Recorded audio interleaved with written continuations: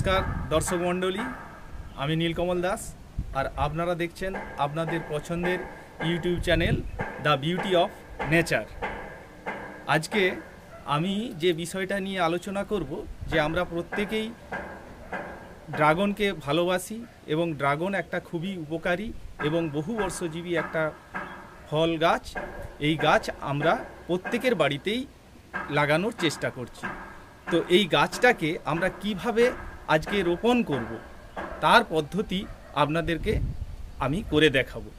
তো প্রথমত হচ্ছে কি আমরা করি কি পিলার সিস্টেমে, সেটা আপনারা সবাই জানেন যে একটা পিলার তার চারপাশে চারটা গাছ লাগানো হয়, ওপরে একটা রিং করে দেওয়া হয়।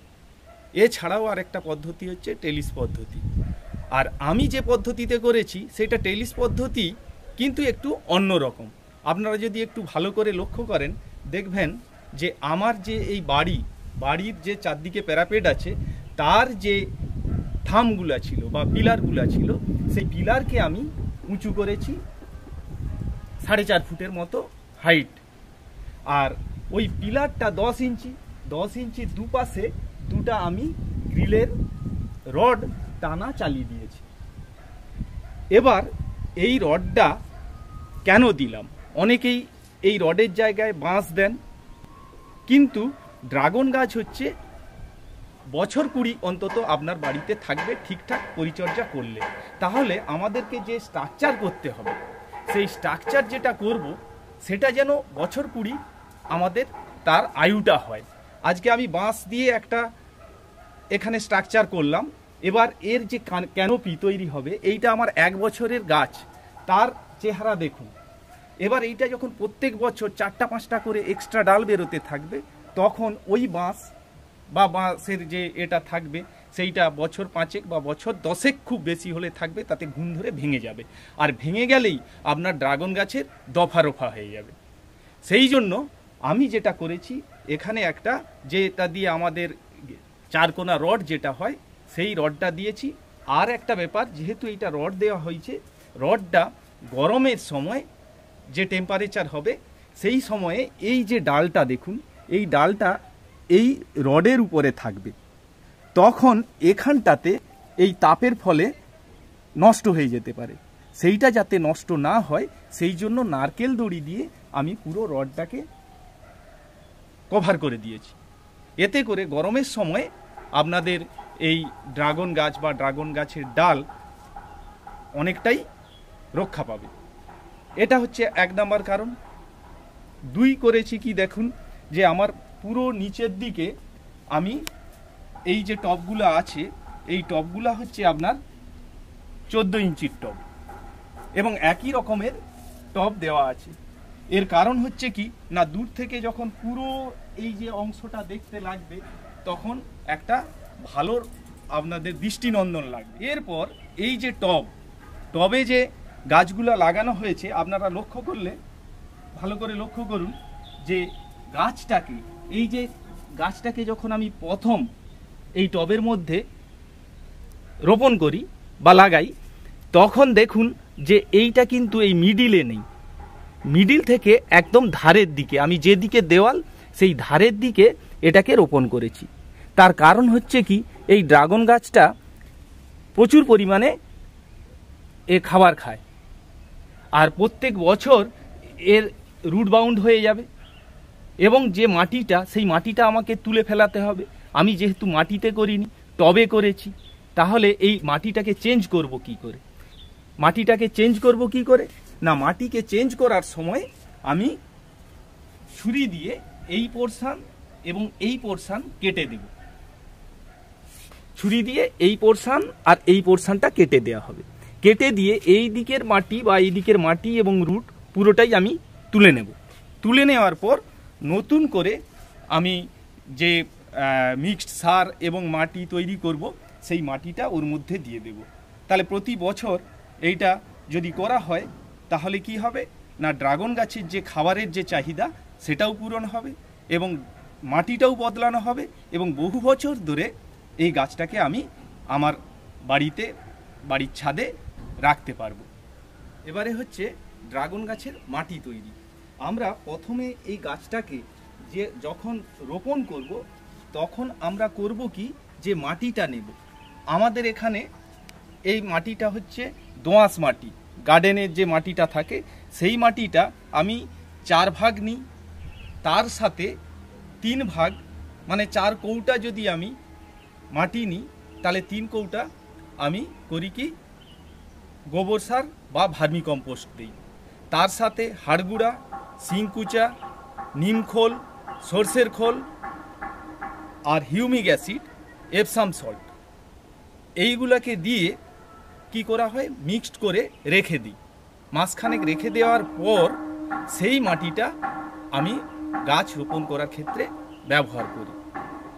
তো চলুন আজকে আপনাদেরকে দেখাই যে আমি কিভাবে গাছ লাগাই। আজকে আমার এখানে দেখুন পরপর বিভিন্ন জাতের গাছ আছে এবং গাছগুলা প্রত্যেকটার নাম নিচের দিকে টবে লেখা আছে।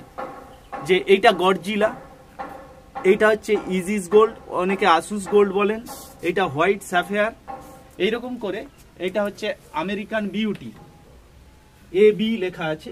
তো এইরকম করে আমার প্রত্যেকটা গাছই এখানে আছে। তারপর মুরাক্কান ওভাল, মানে মুরাক্কান রেড নয়, মুরাক্কান এটা ওভাল সাইজের হয়, আর এটা হচ্ছে হ্যালিস কমেট। এইরকম ভাবে আমি প্রত্যেকটা গাছের নাম লিখে রাখি। আর এখানে দেখুন আমার কিছু চারা গাছ তৈরি করতে দিয়েছি, কিছু গ্রাফটিং করেছি, আর এখানেও কিছু গাছ করা আছে।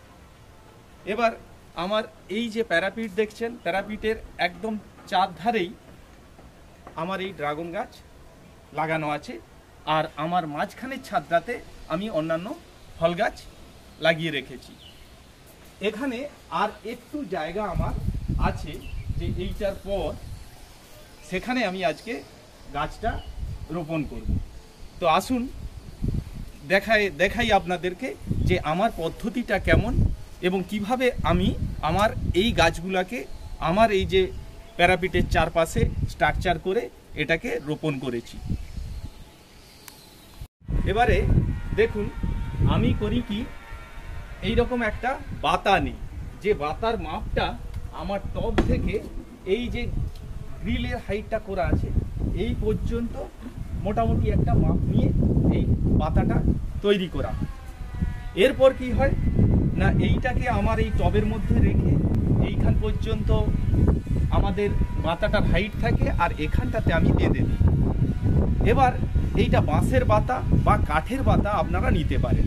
অনেকে ভাবেন যে জলের যে পাইপ হয় বা প্লাস্টিকের পাইপ যেগুলো শক্তই হয়, সেই পাইপ দিয়ে যদি করেন তাহলে একটা সমস্যা হচ্ছে কি, যে সমস্যাটা হবে আপনাদের যে ড্রাগন গাছটা যখন এইটা দিয়ে উঠতে থাকবে এর মাঝখানেও সেটা তো অনেকটা অর্কিডের মতো, তার ফলে এই পাতাটা মাঝখানে ওরা শিকড় ওদের গা থেকে বেরোবে এবং পাতাটাকে ধরে রাখবে।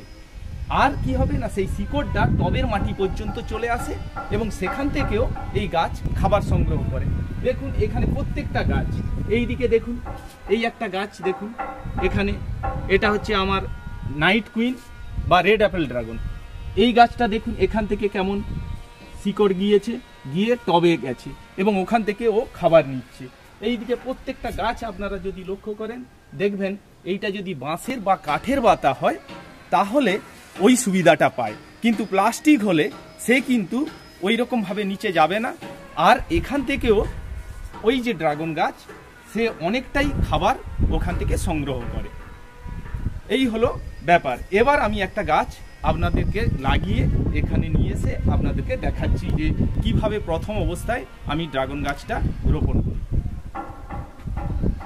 এখানে ওই টবটা নিয়ে এসেছি আর এই বাতাটা আছে, আর এই গাছটা আমি আজকে এখানে রোপণ করব।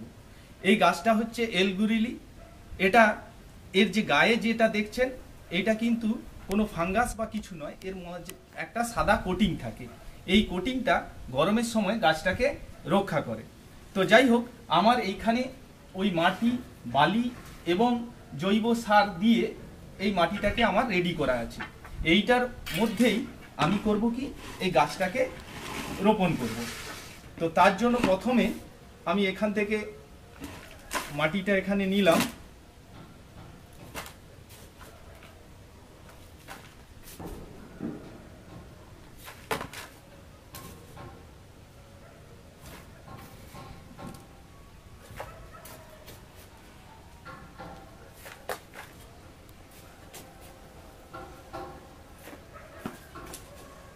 ড্রাগন গাছের মাটি সব সময় করতে হবে, মনে রাখতে হবে ওয়েল ড্রেনেজ যেন হয়, অর্থাৎ জলটা যেন এর মধ্যে বসে না থাকে। যদি জলটা একে ধরে রাখে তাহলে ড্রাগন গাছ কিন্তু তার অন্যতম প্রধান রোগ হচ্ছে ফাঙ্গাস ধরে যাওয়া। সেই ফাঙ্গাস ধরে গেলে এ কিন্তু মারা যাবে। এবারে আমি এই রডটাকে আমি করব কি, এখানে সেট করব একদম ধারের দিকে। এখানে আমি এটাকে সেট করে দিলাম। এরপর এই যে আমার টবের মধ্যে, মানে ছোট টব, তার মধ্যে যে ড্রাগন গাছটা আছে, বা কখনো কখনো দেখবেন আপনারা এই রকম পলি প্যাকে আপনাদের গাছ থাকে, এই যে পলি প্যাকে থাকলো, এই পলি প্যাকে তখন করবেন কি, এই পলি প্যাকটাকে ছিঁড়ে দেবেন। অনেকে করে কি, পলি প্যাকটাকে ভালো রেখে গাছটাকে সরাতে চায়, সেটা করবেন না। তো যাই হোক, আমি এটাকে এবার কিভাবে শিফট করছি দেখুন। প্রথমে এইটাকে নিয়ে একটু টোকা দিলে তাহলেই আমার গাছটা বেরিয়ে চলে আসবে। এবং গাছে দেখুন যথেষ্ট পরিমাণে এখানে রুট হয়েছে। আর এই মাটিটা যেটা দিয়েছিলাম সেটাও ওয়েল ড্রেনেজ মাটি ছিল, তার ফলে কোনো সমস্যা ছিল না। এবার এইটাকে আমি একদম আমাদের ওই যে বাঁশের বাতাটা দেওয়া আছে, সেই বাঁশের বাতার কাছেই একদম এটাকে আমি লাগিয়ে দেব এই অবস্থাতে, এবং এখানে একটা আমি দড়ি দিয়ে বেঁধে দেব। এবার আমি এর চারপাশে মাটি দিয়ে গাছটাকে সাপোর্ট দিয়ে দিলাম। এইভাবে আপনারা করবেন কি, খুব সুন্দর করে গাছটার চারপাশে মাটি দেবেন এবং একটু চেপে চেপে দেবেন যাতে গ্যাপ না থাকে।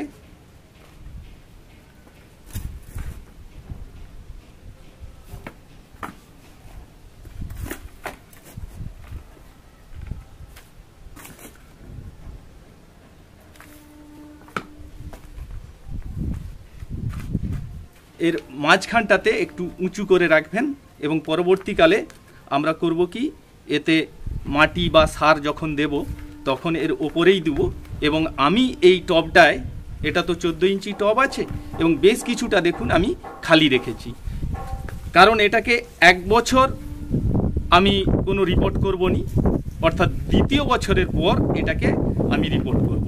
এই 2 বছর আমি যে মাটি বা সার যাই দিই না কেন এর উপরে দেব, তাহলে এর এই পর্যন্ত তখন আমাদের মাটিটা চলে আসবে। এটা হয়ে গেল আমাদের।